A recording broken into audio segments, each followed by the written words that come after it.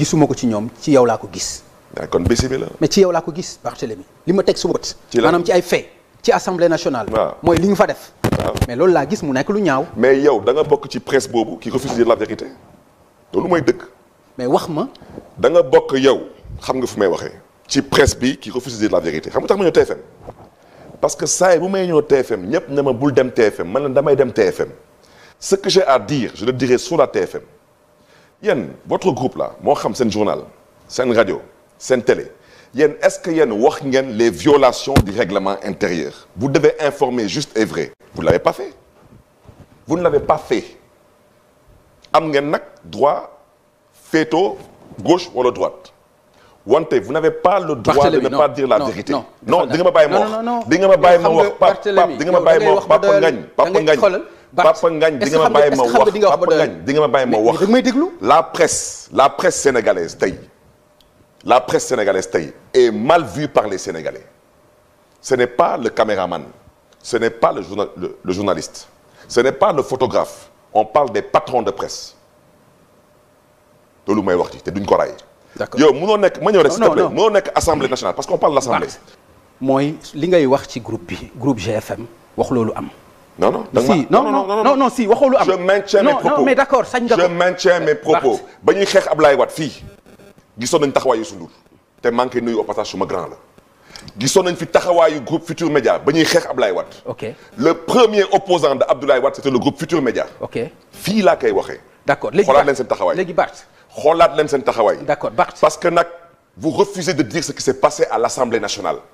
Il y a eu plus d'une quinzaine de violations du règlement intérieur de l'Assemblée nationale. léegi Bart.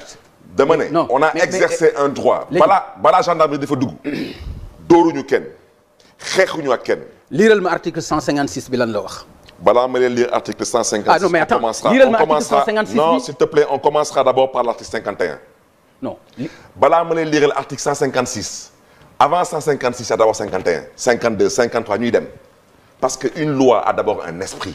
j'ai été législateur je suis redevenu législateur l'article 51 xam nga lu mu wax dafa ne député boo gis jour bu ngay entrer en fonction ak installation bokkul on parle français parce que fii binduñu ko ci wolof dañ ko bind ci tubaab dañu ne jour bu conseil constitutionnel di proclamer résultat définitif jour boobu la Barthélémy Dias nekk député parce que à partir du jour boobu Barthélémy Dias a une immunité parlementaire à partir de jour boobu Barthélémy Dias am na juróom-ñetti fan pour démissionner entre ministre ak député fan ngeen mësee gis ministre di toog en même temps nekk député ci assemblée nationale mooy benn bu ñu njëkk a kaas.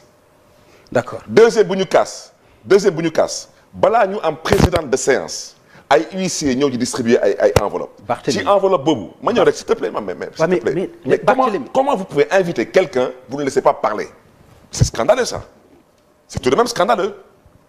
dama ne munoo nekk ministre ak député en même temps di siéger xanaa yéen loolu yéen journalistes yi yéen loolu gisu leen ko yéen ba may ñëw di wax am na ay enveloppe suma bulletin nekku ci loolu yéen déggu leen ma gisu leen ma. mais ñëpp ko dégg ci télé bi lañ ko wax ko ci rajo bi mais dañ ko wax ci rajo bi wax ko ci télé bi s'il te plaît mais dama ni la. loolu mais man pareeguma mais Barthélémy le scrutin secret Papa Ngagne ce règlement intérieur dañ ko bind xam nga pour lan un parti au pouvoir. ça veut dire que dañu ne képp kuy candidat ñetti bulletin moo am. li nga wax ci assemblée nationale. li nga wax ci violation parler donc. li nga wax ci violation assemblée nationale. parce que li nga wax. parce que l'émission l'heure est tellement grave et vous êtes dans l'émotion. laissez les gens parler. vous avez refusé d'informer les gens. mais l'émotion passé na di saaga un groupe comme ça. di ci wax lu la neex. Pape kenn mais est-ce que émotion passé na loolu j'ai fait un constat. mais est-ce que émotion passé na loolu est-ce que toi tu crois que émotion mën na passé nga taxaw ne ma man su ma ñaawtee fa nga gis assemblée. foo ko teg yow fan ko teg. toi tu es qui pour me juger moi tu es qui pour me juger tu es un journaliste tu poses des questions je te réponds tu n'es pas un juge et tu n'es pas un enquêteur il faut qu'on apprenne à se respecter moi j'accepte de venir à tes émissions parce que je suis partant pour le débat contradictoire mais munoo taxaw fii sa 6 ne ma yow Barthélémy Dias yow laa gis nga def ay ñaawteef. d'accord kon yow.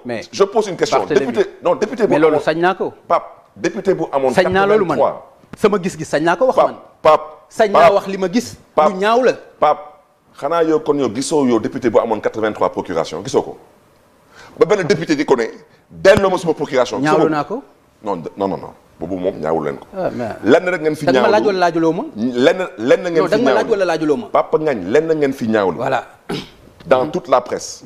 c'est soi-disant le comportement d'une opposition qui s'est battue contre la violation du règlement intérieur de l'Assemblée nationale. Et ça va se passer comme ça jusqu'à la fin.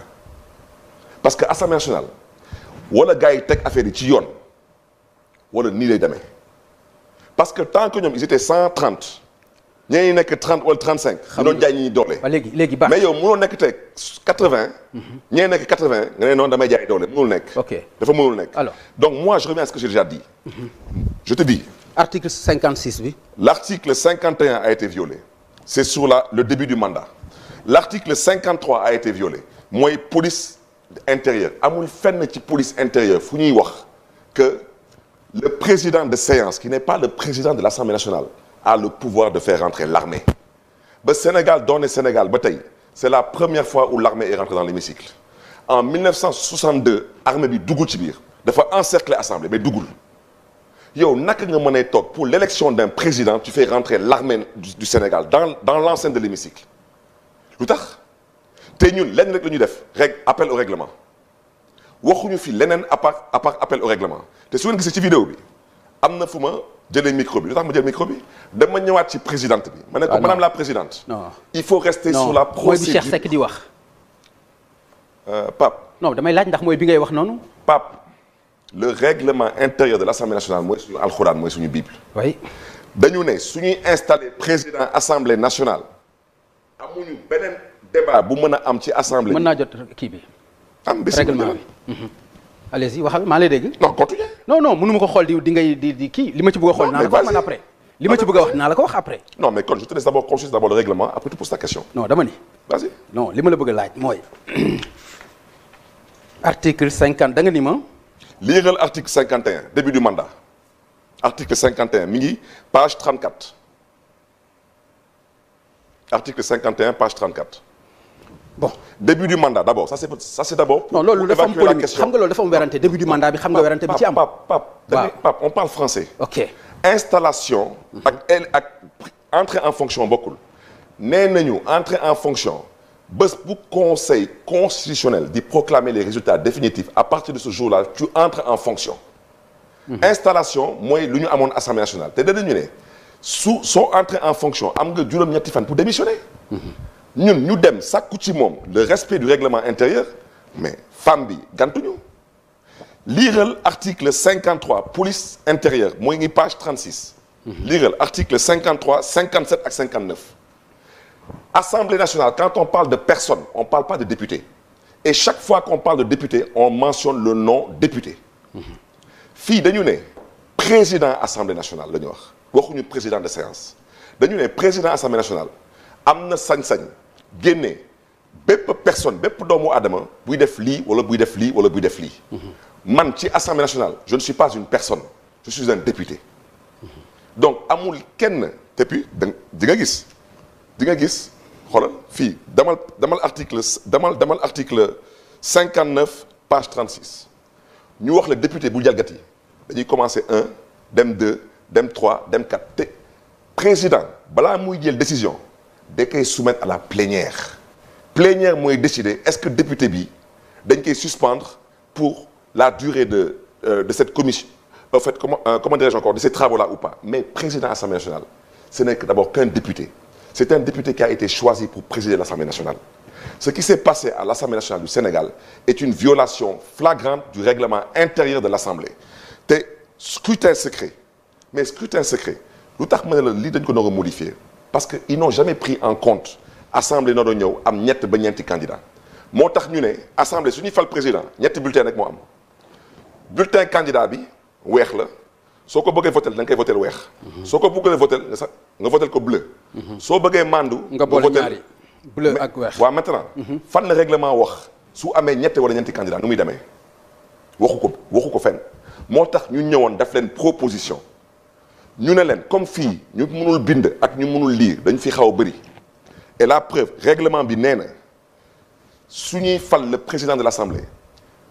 doyen d'âge buy yéeg waxuñu day nekk doyen d'âge day nekk doyen d'âge bu mën a bind ak mën a lire suñu demee ba ne bind ak lire dafa am lu tax ñu ne bind ak lire. ñu ne ñuy toog ak président de séance boobu day nekk ñaar ñu gën a féetoo ndaw mais tamit ñu mën a lire ak bind. waaw maintenant assemblée nga am fa ay député mënuñu lire mënuñu bind. yow naka nga mënee jóg jël benn bulletin bind ci turu xaw ma waa ji Diop xaw ma naka bind turam jël soi-disant suma bos bind suma tur bosu Ahmed Aïdara nga bind turam bosu Lamine Thiam bu PDS nga bind turam waaw maintenant damay laaj waa ku bëgg a abstenir ban bulletin lay jël ku bëgg a voter contre ban bulletin lay jël.